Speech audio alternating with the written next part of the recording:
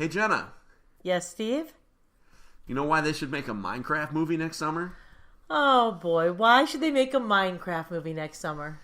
Because it's going to be a blockbuster. Oh, great. Engage in a family gaming podcast.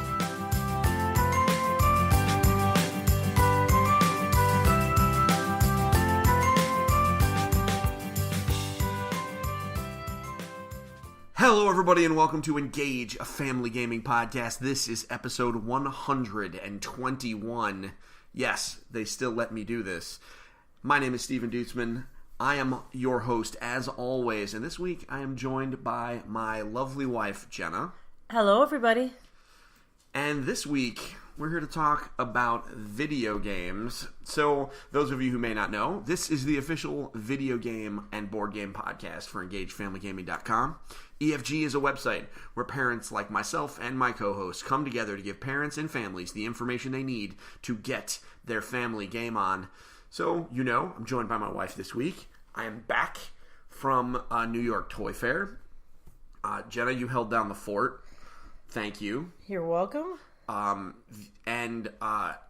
You didn't kill me when I sent you home that picture of that Cyclops that I put on Instagram. It's because you didn't come home with it because you can't buy anything there. So, yeah, you had a little bit of a slide. You were able to come home and not get murdered because you didn't, buy anything and spend all of our money. So, folks, you have to do this. Go to Instagram, look at the feed, just kind of look back a couple of days. Last weekend, I saw the most amazing Square Enix Play Arts Cyclops. And by Cyclops, I mean the leader of the X-Men. I don't know if he's the leader anymore, but he was. And it was amazing, and it was everything I had ever hoped and dreamed of, and it was $150, and Jenna was actively disinterested in me buying it last weekend. But I sent her a picture of it anyway, just so I could tell her. But I will have it. Daddy must have it. Okay, well, I must have the Pikachu pocketbook. How about that? You can definitely have the Pikachu pocketbook. That was pretty cute. It was weird that it was in the Funko booth. But what are you going to do? Because it's weird that they had the Pikachu purse and t-shirt and stuff, but they don't have Pikachu Funko Pops. Because you would think that they would want to get in on that. Because once they start making Pokemon Pops, the world is over. That's probably why they haven't started yet. Poor families will just, Anyways, moving on. So, lots of cool stuff from New York Toy Fair. You can take a look at it on the website, EngageFamilyGaming.com. You can also take a look at the Instagram for more information on that, because I took all sorts of pictures. That was a whole lot of fun. But this isn't about Toy Fair. I had a whole podcast about that all by myself. I stole the opportunity and podcasted all about that last week. So, this week, we're going to talk about video games. Relatively slow news week for the family video games. However, I thought we would go over a few things. There was a question in the community that Jenna and I kind of went back and forth on some of our answers, and we decided we kind of wanted to formalize some of this. So this week, we're specifically going to talk about the Nintendo 3DS. And people are going to be like, but why are you talking about the Nintendo 3DS? And I'm going to tell you, we got a whole bunch of reasons why we're going to talk about the Nintendo 3DS, but we're going to do that after we go around the horn. So, before we do that, I do want to take a moment to thank you for listening. We hope the games that you've been playing have been great. Jenna and I specifically have played a whole bunch of really good games over the last couple of days. We played good games. We did not necessarily do well at them, and we're going to talk about that in a moment. But I do want to ask you to help us make this show a little bit more interactive. So please feel free to reach out to us on social media or to email me and give us questions, comments, topic suggestions, etc. Another great place to give us topic suggestions is to join the community. That's EngageFamilyGaming.com/community. And post your questions there. Parents will answer, and sometimes we will take all those answers and spin them out into a whole podcast episode like today. So, around the horn. Jenna, you played a game that I didn't realize you were ever going to play it, but you tried it, and you definitely tried it. I did. I tried it. So, what would you like to talk about today? So, the game that I played, we've talked about on the podcast a lot. We just got a chance to, or maybe I just noticed that it's got into our household and gave it a shot. It's called Cuphead. I was really interested in the game because I really liked the 1930s old Disney animation kind of art style. Mm-hmm. I did not know that it was all created by one whole family. So, that was news for me. I know we've talked about it before, but for some reason that just kind of went in one ear and out the other ear. Well, to be fair, that was one detail that we never really focused on. I mentioned that it was a small company, but I never really drove home that it was basically, some brothers and their wives and like a very small group of incredibly talented people. The reason that it came up, and I did just buy it on Friday, was that it won several awards at the DICE Awards on Thursday. And it's something that I had intended to buy, but it finally reminded me. And they sent this poor girl. I forget, she's one of their wives, I believe. And she did a talk at DICE, which is a big... that's where the big and mighty game developers come together to really talk about the future of the industry. She did a whole talk about how they developed it. She was there by herself, and then she went to the DICE Awards. They did not expect to win anything, and then ended up coming home with several. Which one of them, best animation, would have been a crime if they didn't win. But still, they were being very humble, and I thought they were super nice. So I wanted to help. I wanted to kind of show my support for them. So I bought it, and you played it. I did, and it was very funny because it's called a run and gun. I had no idea what the term meant. As I was watching it being played, I was like, hey, I really like this. It's like that game that the kids played for hours and hours and hours that drove me nuts because it was a little violent and a little gross, but we did let them play. It was Castle Crashers. And this plays very similarly to you're running through the levels and defeating enemies as you're going through. Okay, no. Yes. No. Yes. No. Yes. I understand what you're saying. I understand the words that you're saying are English. Okay. But it's not anything like Castle Crashers. Because Castle Crashers... It does. You run through the levels and you shoot things as they're going through the levels. Castle Crashers is a 3D... it's like a isometric, brawler, like the games that used to be on, arcades. This is really more like a Nintendo game, like Contra. No, it's definitely not like Castle Crashers. I reject that comparison. Okay, well, you can reject it all you want. It reminded me of the way that they were playing it is something that they could just run through. That's fair. Shoot the enemies, play through the game, but it wasn't violent. It wasn't like they're flowers and you're shooting cute little garden things that are shooting pea pods and mushrooms and from a content perspective. From a content consumption perspective, Cuphead is fine. Yeah, it's absolutely. Great. It's a challenging game, though. It is very, very, very hard. I was watching my son play, and he kept getting stuck at the same place over and over and over again on the level that he was on. I was like, oh, I can do this. Let me have the controller. And I got there. I got a little farther than he did. Not much. I still didn't make it through a level. It was really hard. You only have a certain number of hit points before you die, and you have to start over again. And there's no checkpoints, and you're just running through the level trying to defeat these enemies that are chucking things at you as you're going through, and you have to jump, and it was a challenge. So it looks far easier than it actually is. Yes. So for sake of information, Cuphead available on Xbox One and PC, $20. So it's very inexpensive. I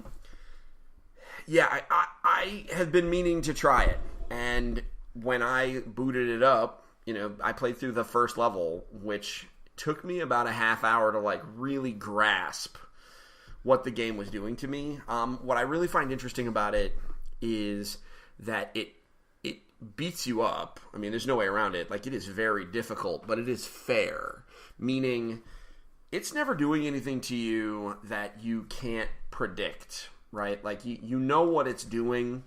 It's gonna almost telegraph every move, and you're gonna be like, why did I do that? I knew that thing was gonna do that. And so you can almost kind of talk yourself through almost every death, you can figure this out.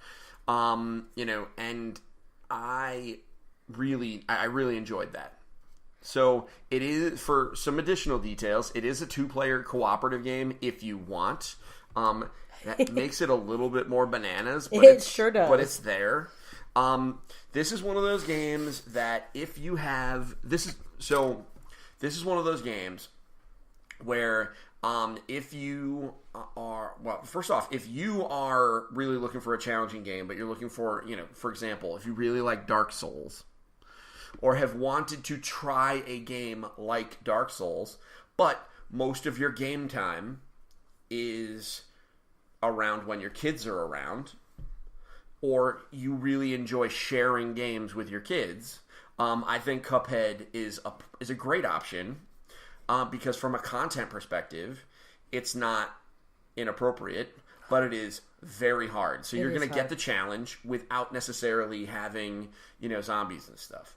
So I think there is that. I can't recommend this for everybody. I certainly don't recommend it be purchased for young kids unless they really want it. Unless they are absolutely no, I'm cool. I mean, at the end of the day, it is only $20, so it is something that you could get them and it will be there forever, and maybe they chip away at it over time, that type of thing. I think they really have to you have to know your kid. Yeah, and know whether or not that's something they would be down. Especially if they get frustrated easily, this is not their game. Well, I was surprised because our middle guy tends to be the one who gets most frustrated when he doesn't do well. But he was kind of challenge accepted. I'm going to do this. And he really liked the way the game looked enough to keep going. And I want to say he sat down and played for a good hour, which is a long time for him. And he didn't beat the level that he was playing. But he was just that's it, challenge accepted. I'm going to do this. And then he switched off and played Minecraft Story Mode for a while. But yeah, I was surprised that he stuck with it, and he doesn't hate it, and he wants to go back and try again. So, well, I mean, and that was one of the reasons why I was comfortable bringing it in, right? Because it's not like we were renting it. This is not a game that would benefit from having it for a few hours. You really have to kind of let it steep, right? And he, I think. Who knows what's going to happen? We'll revisit this as the kids start playing through it. Our oldest was away at a Boy Scout camp, and I think that's one of the reasons why Jake really got in there, because he had, a good hour without an audience, without his older brother trolling him, right? Any of that nonsense. He was able to just kind of be there on his own, rock out. So we'll see. I want to see how the older brother does. So anyway, that's Cuphead. I thought that was, I enjoyed it. I am not very far in myself. I got a little farther than everybody else in the family, but that's to be expected. Number one, because I had a little bit more time, and also platformers are kind of my thing, and I got kind of lucky on that flower boss. I really got lucky on that flower boss. Okay, so I want to talk a little bit about PlayStation VR. We've talked about virtual reality in the past. I know you have expressed some of your concerns, many of which I agree with, right? I don't believe that PlayStation VR is a super great idea for younger kids. There's not a lot of data supporting it, especially very young kids. But I finally had an opportunity to use PlayStation VR, and so I wanted to talk about that because I thought that was kind of, worth mentioning. So while I was at Toy Fair, I stayed with James. So fans of the show who remember our E3 coverage will remember James. He was there with us in the trenches in LA. He had the VR, and he has bought many, many games for it. So I sat down and played a bunch of stuff. I thought it was it was definitely way more comfortable than I thought it was. I was able to wear my big, everybody that knows our Instagram knows my big old plastic glasses. They fit comfortably. We did a lot of stuff trying to get me nauseous. I was trying to see exactly how bad it would be. And it didn't work. I only had one instance where I felt my knees kind of fall out from under me, and that was when we were playing some minecart roller coaster thing, and I looked down and couldn't see my legs, and that threw my brain off. My favorite game that we played was I think it was something called like Valkyrie, whatever. Basically, you are piloting a giant robot, and you control the two arms of the giant robot with PlayStation Move controllers. And you can put up a shield, and you can punch things and break buildings.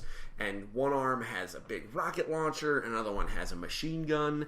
And I played that for a very long time. No, it's not. That's Eve. Jenna's looking stuff up for me. So that's Eve Valkyrie, that is a different thing. But, oh wait, we have PlayStation VR stuff. So hold on. So while you're looking, trying to remember the title of the game, did you get a headache after you played? I didn't actually, right? Which caught me by surprise.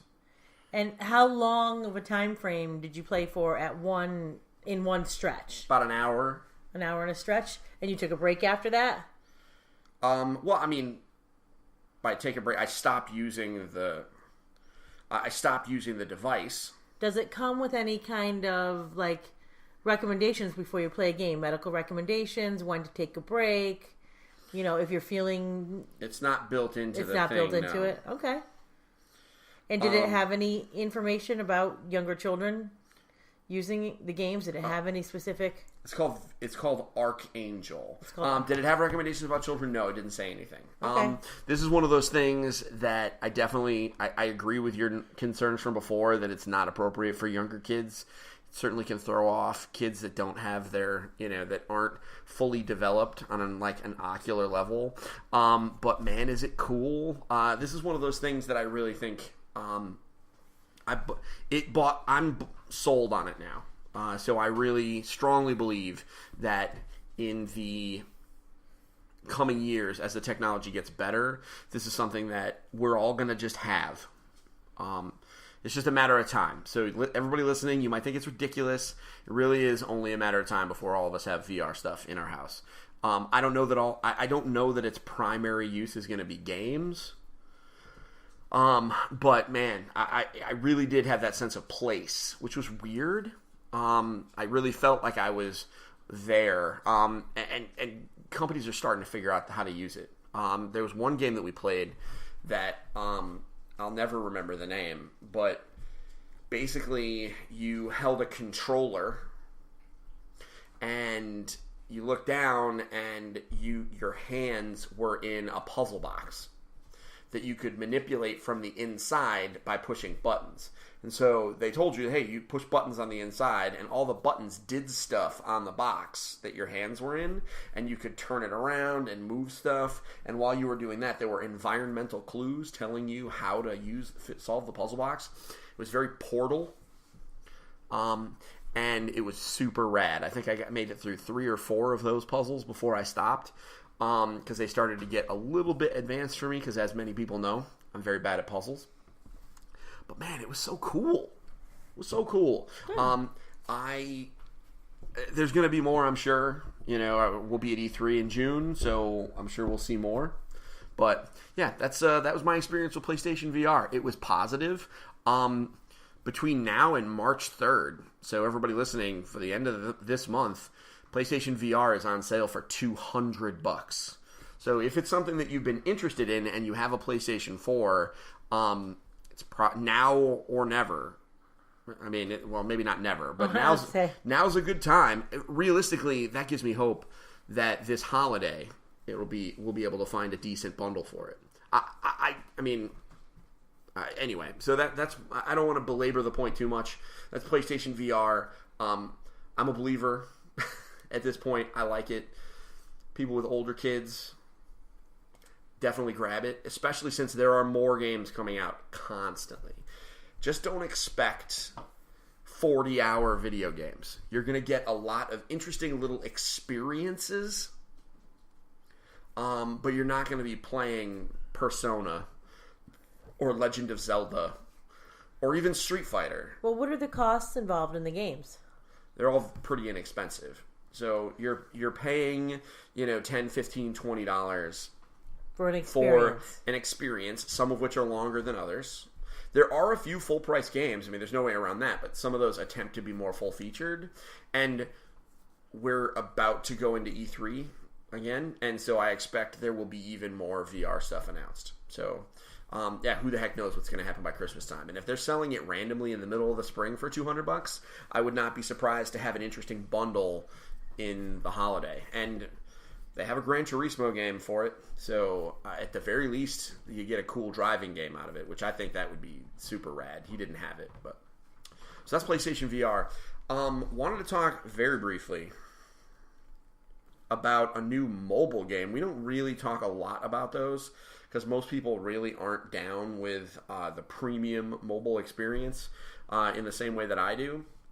So, longtime fans of Engage Family Gaming will remember me talking about Alto's Adventure back in the day.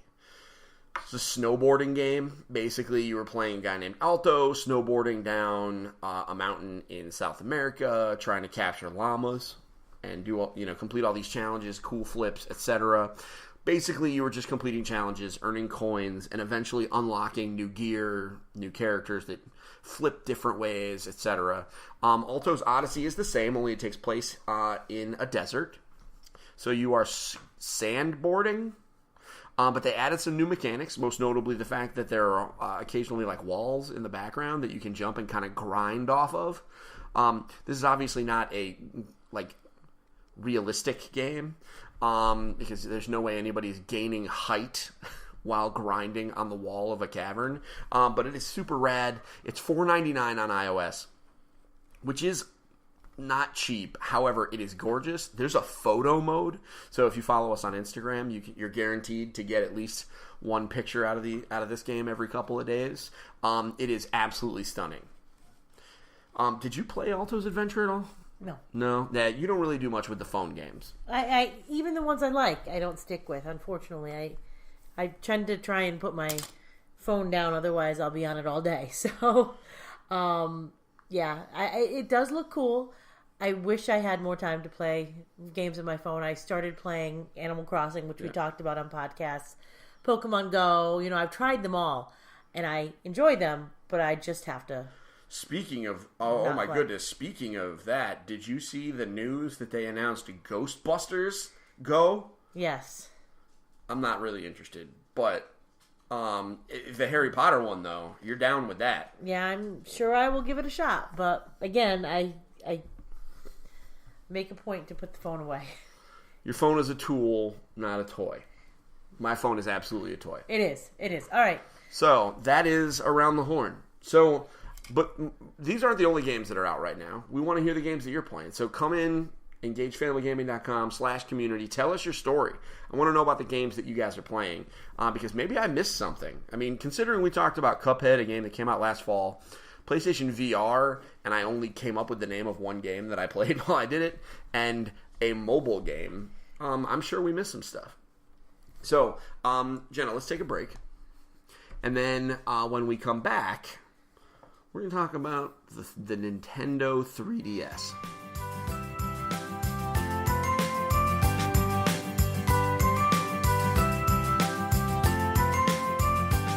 All right, everybody, welcome back to episode 121 of Engage, a family gaming podcast. I am still Steven. I'm still your host, and I'm still joined by my lovely wife, Jenna. So, let's talk about the Nintendo 3DS. Jenna, tell me a story why you wanted this to be our topic this week, because I had some other ideas. You came in with this, and I acquiesced to your suggestion, not really under duress. I thought it was a good one. Okay. I'm a big fan of the 3DS. There's a couple reasons, because we've had this discussion. I don't know if we've talked about it on the podcast. I know we've talked about it in the car as a family, because, I purchased my 3DS, I think it's been a year-ish that I've had mine. Our son just got a new one for his birthday. Yep. And our daughter is interested in the system. So I've asked many times, is this system still relevant? Knowing that we know that in 2018, Nintendo said that they are going to stop making new games for the system. So why? Why are we purchasing the system? Why are we going to get one for our daughter? Yeah. What's the reason behind it? Is it still relevant? As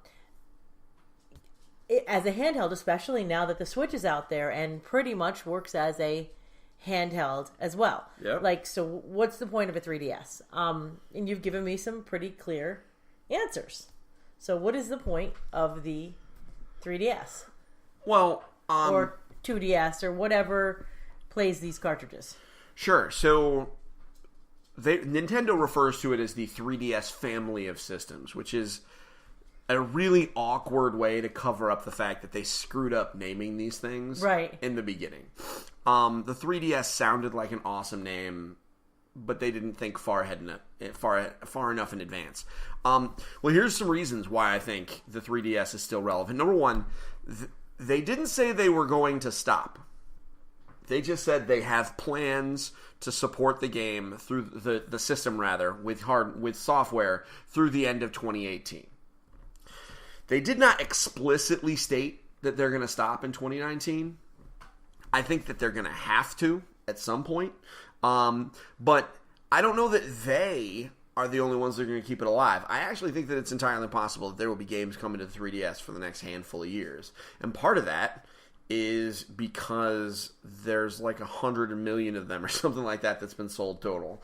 There are so many 3DSs out there that I am hard-pressed to imagine that a company that can port a game or develop a game to the 3DS for relatively inexpensive price, it's not hard to get out there and have an opportunity at that huge install base.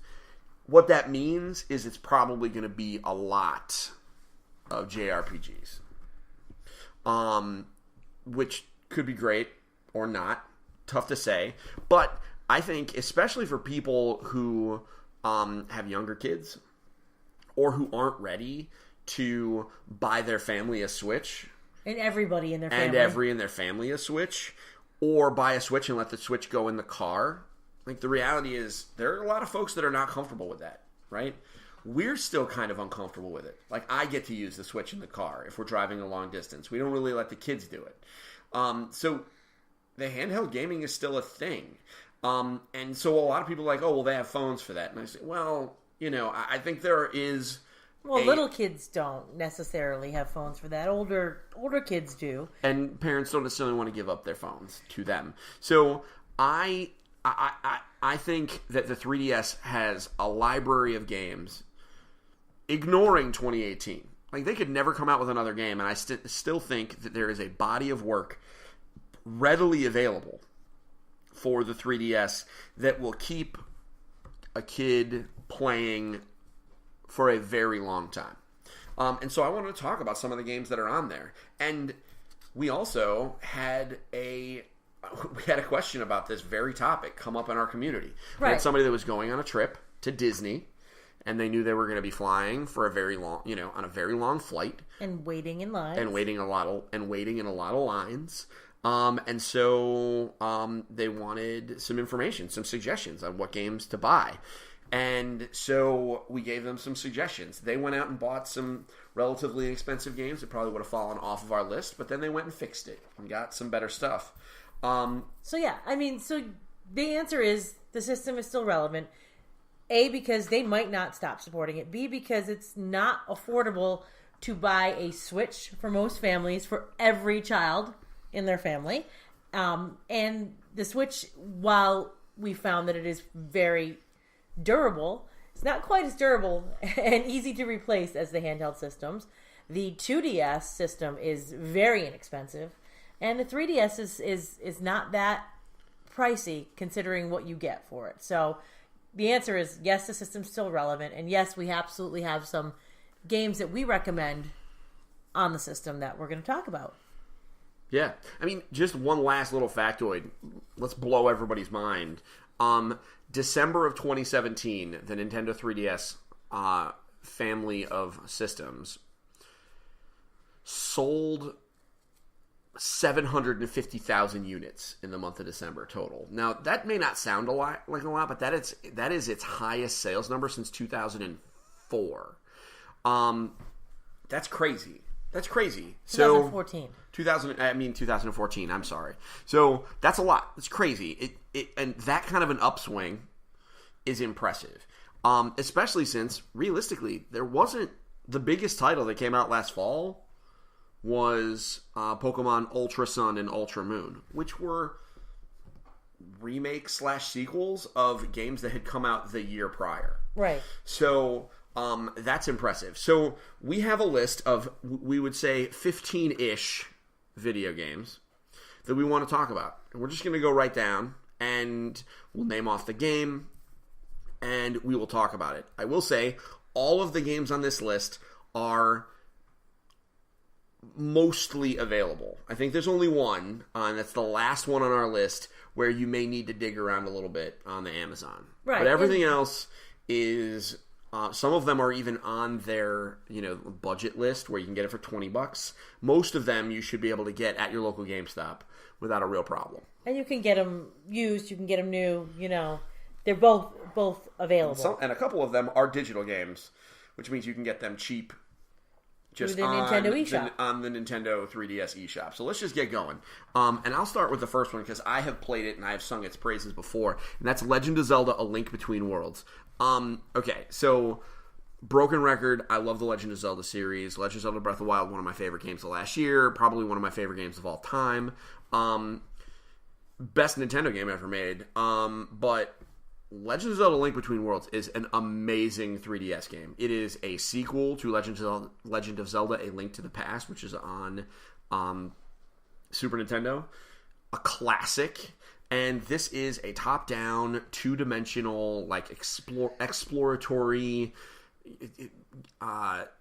it's not a role-playing game. It's an action-adventure game.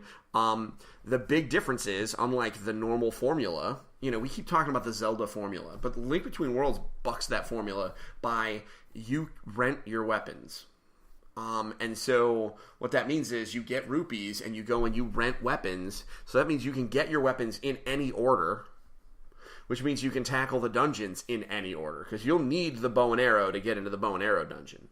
But you can rent the bow and arrow before you beat anything else. And I think that is amazing. It's beautiful. It's simple. But there's still a fair amount of challenge involved.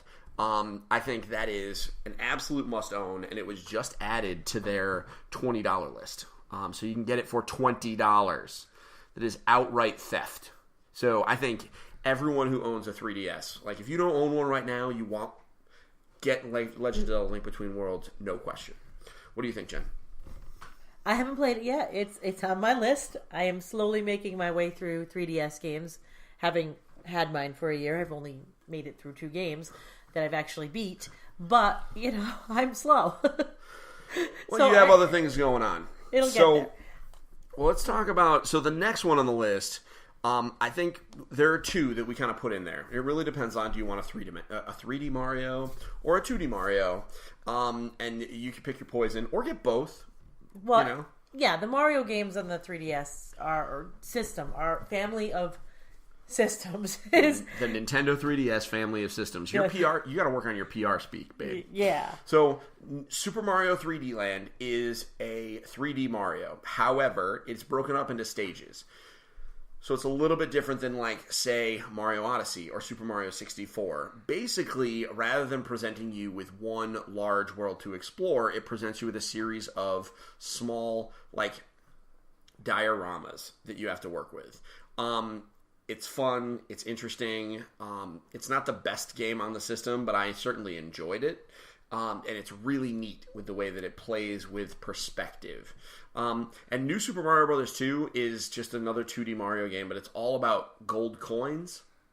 So if especially if your kid really, really loves the getting coins portion of Mario games, then they are going to love New Super Mario Bros. 2, because that's basically the entire game.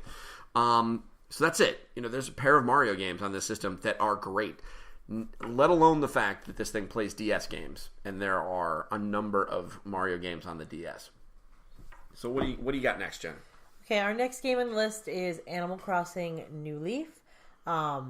It's every single child that has this game I know plays it, loves it. They can play individually. They can go into each other's towns. They have a lot of options to play Animal Crossing, and it's super cute. It's super fun. My daughter loves to just sit and watch her brothers play. she's not quite ready to play the game yet. She did get it for herself for the holidays, but it does require a little bit too much in the way of reading. For her, she does walk around the map and find things, but that's about all she can do. Yeah, she doesn't know what to do with it. No. She just walks around, explores, bumps into trees. And yells at her brothers to help her a lot. But, like I said, the older kids I know all played this game when it first came out. Every single child in my daycare had it. The kids on the bus had it. They were playing individually. They were opening up the gates so that other people can go into their towns and interact with them. It was just, it was hugely popular, and I don't know one kid who doesn't like it. I know that I like Animal Crossing on the mobile phone, so I'm guessing that I would like this as well, but you would. I haven't picked it up yet. But you haven't picked it up largely because I think you would never stop. Because that's the thing. The thing with Animal Crossing is it absolutely presents you with an almost unending to-do list of really cool, just little things to do. There's always something to gather. There's always something to find, something to fix, something to tidy up. Build. I mean, the idea is you're building up a little town. Now, eventually you do run out of stuff to do, and then you got to wait until the next day, right, which is good, but then there's time stuff that you can do. Well, yeah, because it's time to the seasons and stuff like that, which is... Listen, I am not dissing Animal Crossing. I have not played it to the same extent as our boys, largely because I think I would lose myself to it. But this is one of those games that you could get a child who is interested in it, a 3DS and Animal Crossing New Leaf, and they would be able to play for hundreds of hours. There is plenty to do, lots to do. There's no combat. This is all like you are the mayor of a town. Yep. And it's a town full of animals, and you got to make them happy, and blah blah blah. I like it. It's cute, and it's $20. And this is all. Yeah, this is also in their classics. And there's amiibo support. Yes. Somehow. Yes. I mean, whatever. There's amiibo support. Right. But you can dress up as your favorite Nintendo character in this game. Evan has Samus's helmet. He also has Link's outfit on his little animal, too. So. Of course he does. Of course he does. So, next. So, we can't talk about the Nintendo 3DS family of systems without talking about the Pokemon. There are 8 Pokemon games that are available for the Nintendo 3DS family of systems. So we got your Pokemon X and Y, we got your Alpha Sapphire, we got your Omega Ruby, we got Sun, we got Moon, we got Ultra Sun, we got Ultra Moon. Pick your poison. Here's the good news. They're all Pokemon games, and they're all great. So if you have a child who is really into Pokemon, you could very absolutely get them a 3DS and a Pokemon game. And then just every time they finish one, just get another one. Get more. And we're talking thousands of potential hours of entertainment. That's a lot of car rides to grandma's that you got taken care of. Even if all they do is play it in the car. Like, we're talking years of entertainment. We've talked a lot about Pokemon in the past, so if you're listening to the podcast for the first time, Pokemon, every time they come out with a new generation of Pokemon games, there are 2 games that are more or less the same. There are slight differences in, the types of Pokemon you might be able to catch and the legendary. That's why when you look and see Pokemon Sun and Pokemon Moon, they are largely the same game, but one has a giant robot lion looking thing and the other one has a magic bat on it. That's the difference.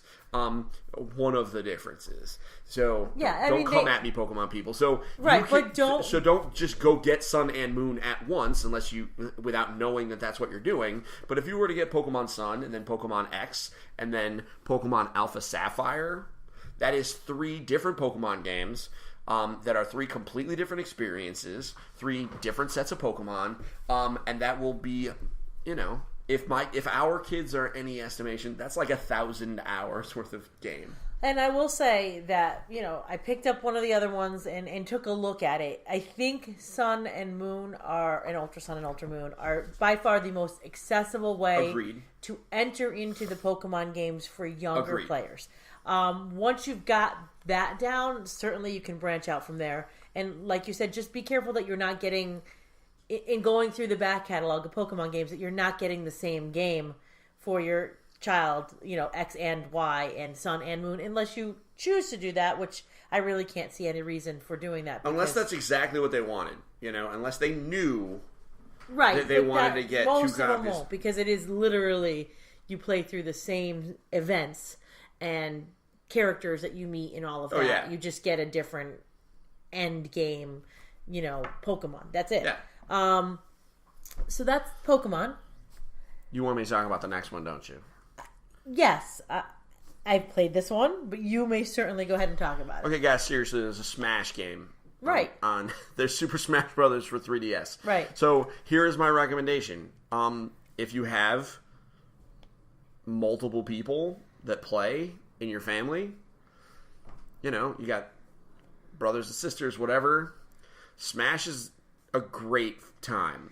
Maybe not the best single player experience. It's not. That's the biggest downside to the game, is it's not good if you are alone, unless they absolutely love the idea of playing Smash. You could probably against ignore the this AI. one. Right. But for a multiplayer, Smash is I think one of the first games, especially if you're buying games for your kids to play together. I mean, it's a fighting game, but it's a party fighting game. And there's, especially if there is an age disparity, items, because there are items that help make the combat a little bit crazier. That helps level the playing field. So I think Smash absolutely is worthy of being included on this list. Just be careful with this being a party game and you needing to have other opponents. There are some issues with internet connectivity. One system can always connect. One system needs to play off of another one. So, make sure you understand the internet and the sharing and the downloading, how that all works. Google it. Yes, absolutely. So you got the next one. Okay, of course I have the next one. The next one is Legend of Zelda Ocarina of Time, which you've heard me talk about ad nauseum. I finally beat it. It's a good game. It's a pretty game. It's a lot of fun. It's hard. It is hard. It is hard. The controls are kind of funny to deal with, especially if you've played it before on the Nintendo 64. Did I get that right? Yes, you did in fact. But it was available as the Master Quest on the GameCube. I think it came out on the Wii too at some point. Oh, it's been out a lot. So, anyways, on the 3DS, it's a good game. It's completely remastered. It looks awesome. It plays well. It's a challenge. So, if you're going to do it, be prepared to dedicate a lot of time to it. I highly recommend, again, using the internet and looking through walkthroughs when you're stuck, because that certainly saved me. And be prepared to get very frustrated at some points in time, but it's still my all-time favorite game.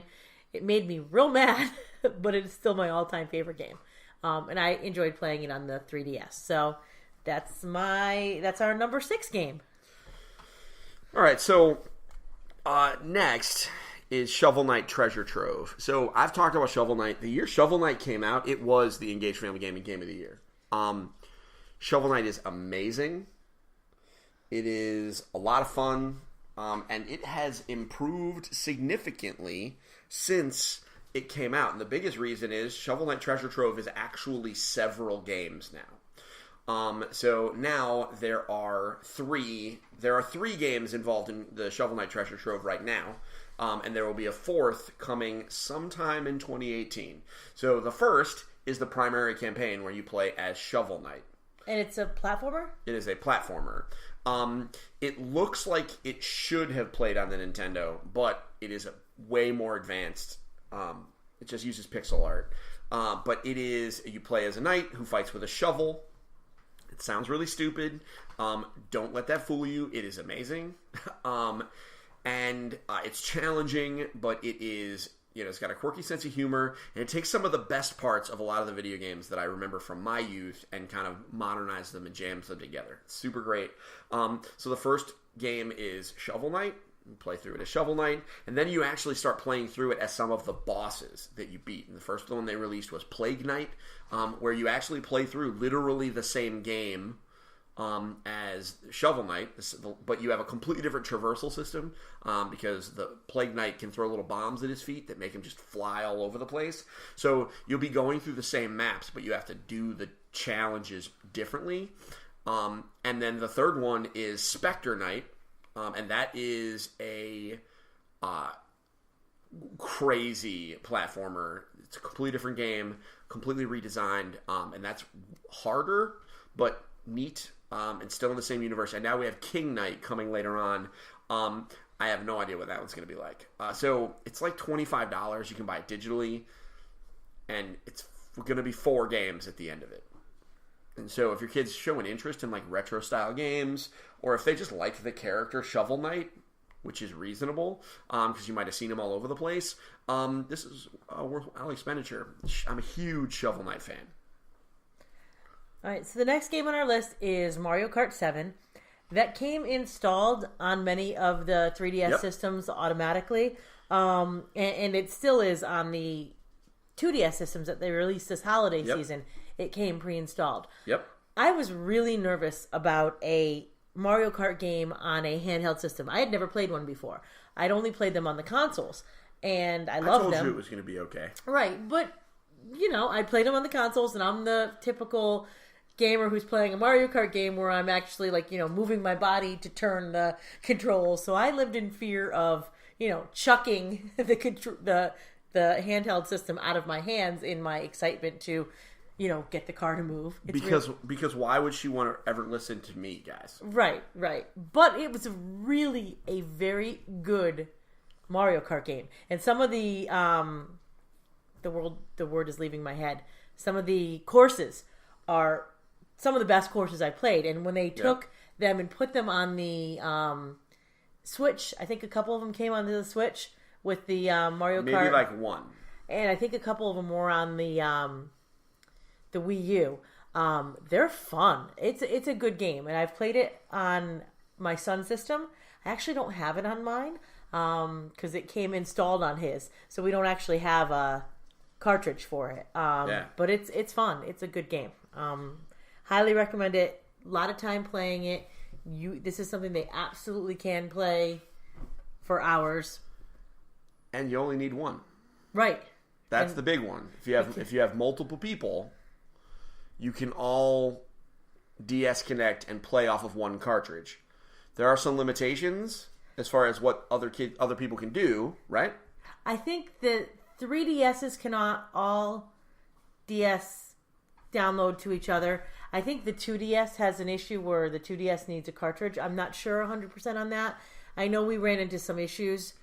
Let's look it up. With the number of players and how many can play on it. But we're going to go ahead and check that for you, actually, it's called DS Download, and like I said, I think the 3DS was much easier to DS download with. The 2DS was a little bit more of a challenge. Okay, so, all right. So for Mario Kart 7, per the Nintendo website, it states, for download play, if all of your racing buddies have a Nintendo 3DS system, only one of you needs a copy of Mario Kart 7 to enjoy download play. All of the Excited versus game modes are available. The only difference is that whoever doesn't have the game can only play as Shy Guy and won't be able to customize their kart. So that's the downside. You have to play Shy Guy. It's fine. He's a medium-sized racer. But it says a 3DS. I don't remember if there... I want to say that there was an issue with have a Nintendo 3DS system. No, there's no. So the 2DS will work the same way? It might, yes. Okay. The only difference between the Nintendo 3DS and the 2DS it might, there should not be a problem. Okay. We might have just screwed it up. We might have. We also tried to have a significant number of kids all play together. So, but the download play is available for Mario Kart 7. So, as long as people don't mind playing Shy Guy, then there shouldn't be a problem. So that is Mario Kart 7. I got next on this one. Let's talk about Bravely Default. So Jenna asked me, so when we're making this list, is there going to be a Final Fantasy game on here? And I was like, well, technically no, because they didn't release many Final Fantasy games on the 3DS. I can't say they didn't release any. They released some. Many of them were not super great. But Bravely Default is basically a Final Fantasy game. It's the best Final Fantasy game that was not called Final Fantasy that I have seen, and it is super good. If you have a child who is interested in JRPGs, I think this is great. There are some parts in there that are... I mean, it'll probably go over most kids' heads because it's, one of the characters has a very strong interest in women. So it'll probably go over most kids' head.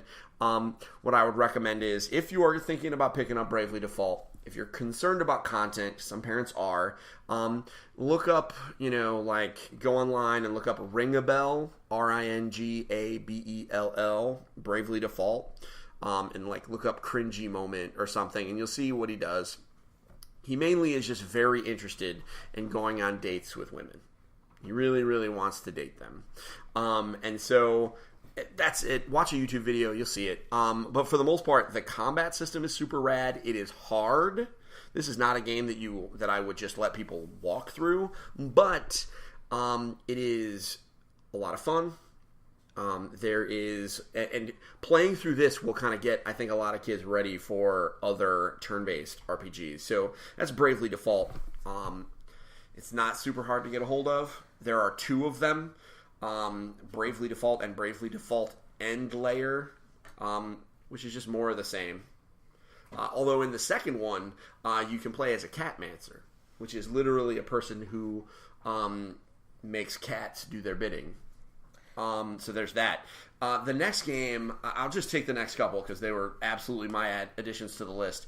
These are 2 digital games, 3 of them actually. One of them is called Pushmo, super adorable puzzle game where you play this little fat dude that's kind of like Kirby, only not because he's wearing a hat.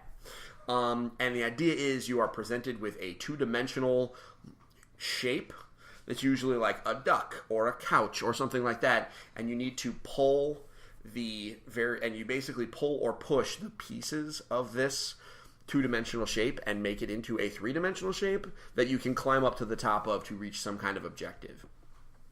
Cool little puzzle game, very inexpensive. You can get it digitally on your 3DS. So if you're looking for a puzzle game, absolutely, Pushmo should be on your list. Next are the SteamWorld games. There's a bunch of them, SteamWorld Dig 1 and 2, and also SteamWorld Heist. These games are all inexpensive. They look cool. They play well. SteamWorld Dig 1 and 2 are kind of exploration games where you're just digging down into a planet looking for resources and then climbing back up to the top to sell those resources to buy better equipment. SteamWorld Heist is a 2-dimensional strategy game that is available on just about every console known to man at this point, and it is super good. And it actually has a casual mode that makes the game, it makes the combat somewhat trivial for younger players, while still being interesting visually and, a cool learning experience from a strategy perspective, like in what order do you make these guys move and things like that. So those are 3 digital games that I think should be on the list for consideration.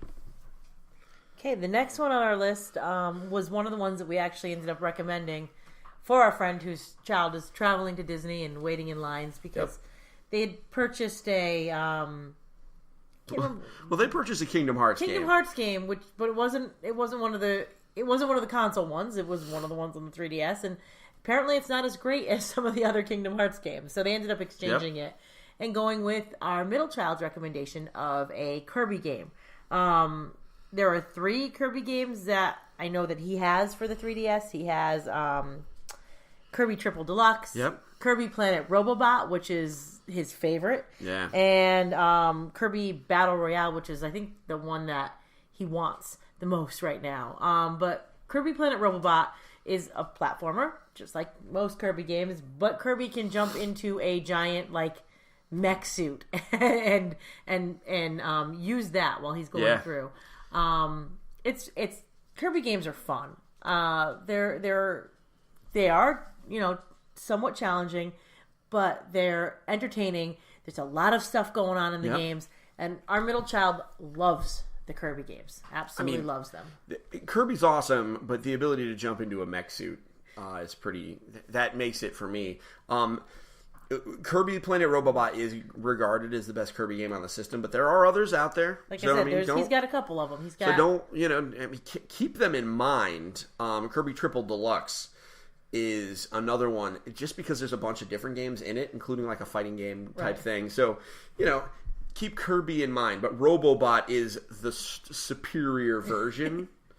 That's just not me talking, but I know just about any Kirby is going to make a lot of kids happy. But Planet Robobot is strictly superior because giant robot suit. Right, in your opinion. So, how about Luigi's Mansion? Because, I mean, who doesn't want to be a Ghostbuster?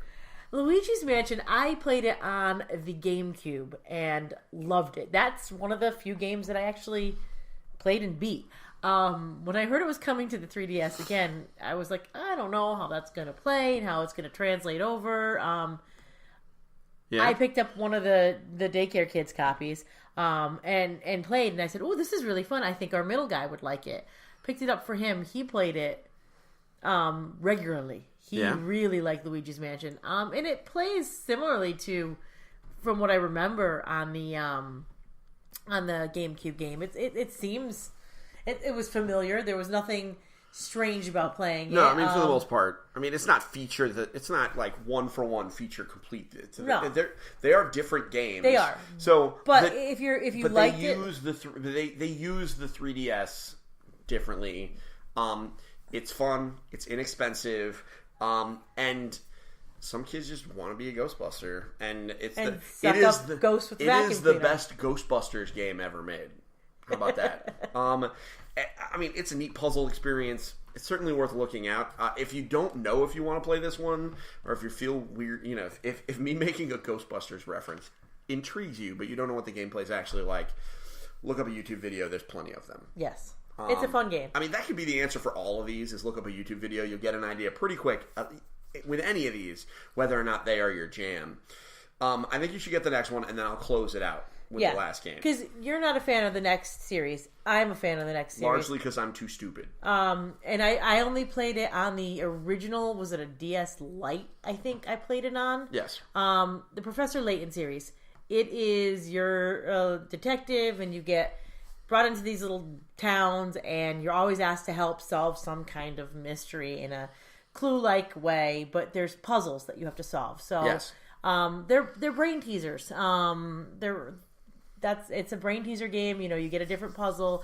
As you solve the puzzle, you get some clues to solve the big mystery that you're solving at the end of the game. Yep. They're all pretty much, the same style of game. I think the newest Professor Layton features a female character in the lead, which is something that you may be interested in for your child. But at its heart, it's just a series of brain teasers that you're playing. Like your typical take these matches and make this number with these matchsticks, and that there's a matchstick puzzle in it that you come across. There's mazes that you come across, moving blocks around to get any kind of brain teaser that you can think of in those Brain Quest games that are on the 3DS system. They're in the Professor Layton game, but they've got this cute little, mystery that you're solving along with it to get clues. I like them. I know you don't enjoy them. I mean, I respect them. I'm just too dumb. I don't necessarily want to agree that you're dumb, but I could see why you would get stuck in these games. I'm not a math person, so a lot of times they have math challenges, and I'm like, oh, help. And my children will help me get through them, which is really sad. But, yeah, they're fun. Yeah. They're all right, fun. So let's close it out. So number 15 here. The number 15-ish, because some of these have been multiple. So, right. Realistically, I don't think anybody's going to get all of these things. If somebody does, man, this is like a good forever worth of games. But lastly, it's Fantasy Life. Okay, so this is what it is. This is not the name of Matthew Berry's fantasy football book, although I guess that it could be confused. SEO, I guess, is a problem. But Fantasy Life is a role-playing game where you play a character that moves into a town, and a la Animal Crossing, similar. But in this case, it's got role-playing game elements like you change professions. And so basically, you have a bunch of different professions that you juggle between by changing your clothes, more or less, and you complete quests and challenges that level you up in those professions, and some of them will help you in other ones. So, for example, you might be a blacksmith to make yourself better weapons and armor so that when you go battle as a knight, you can do more damage, etc. And that might help you find more resources that you can come back to. Maybe you find things to go and cook when you're a chef, and then you're a tailor and a carpenter. There's a bunch of different jobs. I have a limited experience with this, but with the experience that I do have, I absolutely loved it. And this is one of those, if your kid really likes Animal Crossing, and they maybe run out of stuff to do, and they just are kind of interested in that kind of thing, but maybe they just want something fantasy themed, Fantasy Life. It's right there. It's around. And I think it's certainly worth looking at. And this is the one you said might be a little hard to find. This one might be hard to find. Well, you know what? Let's take a look, folks. How about that? Let's go to the Amazon. So last time I looked at it was not around. But so digitally, it's available without a problem. If you're trying to get the new cartridge, you're going to have to buy it used. Because the new, it's $60. But for used, you'll be able to get it for the price of a new game. But that's okay. I mean, this is one of those games that's pretty good. And if you'll know that your kid really likes this by whether or not they liked Animal Crossing. So that's the training wheels. If they really loved Animal Crossing, then just roll in and get Fantasy Life. That's a great kind of 1-2 punch. And it does, I'm sure it's pre-owned available at you might be able to grab it at like GameStop or something. I mean, the GameStop, the pre-owned, they've got it around $30. Probably less if you're a pro member. So that's not bad either. Probably can get it digitally, or not digitally, but online and have it shipped to your store. So, I mean, there's some ways to get it. It's just, it's not the same as being able to walk into like Walmart and grab Mario Kart 7 or something. Yeah. But, so that's it. Those are our 3DS games. Now, as with any time that Jenna and I go down and list a bunch of games, we know we miss stuff.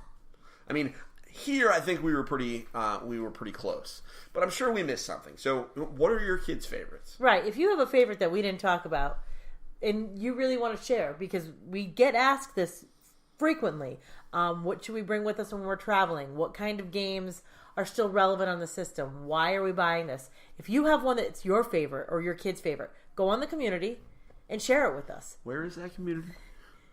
EngageFamilyGaming.com/community. Yes. So, thank you. I'm glad you remembered. So that's it. Those are our 15-ish best games for the 3DS. To build up your back catalog so you can keep playing. Or to start your catalog if you never bought one. Right. Because, man, any combination of these would be a lot. Like, just looking at it, I'm excited. I'm like, there's some kids that might, as a result of this list, get a DS in a couple of these games, and they're going to have a great winter or summer or something.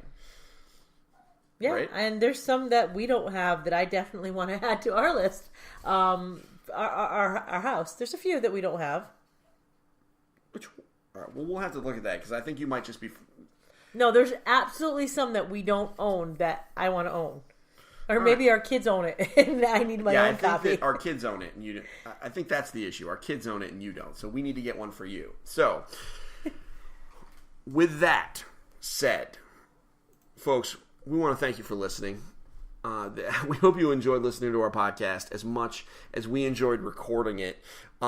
Next week, we're back to board games. Specifically, we're going to talk a lot about Stuffed Fables now that we have actually done it, because it's here. We have played it. We're going to talk about Stuffed Fables and everything that means. And yeah, we're going to talk about how we figured out what the word adjacent means, because we had a problem with the word adjacent today, I think. So, with that said, thank you very much, folks. Have yourself a wonderful week. We'll be back next time to talk about board games. And until then, don't forget to get your family game on. Bye. Bye-bye.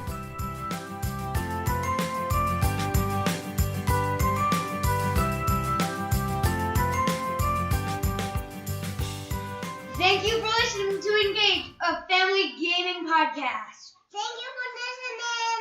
Thank you for listening. Tune in next week.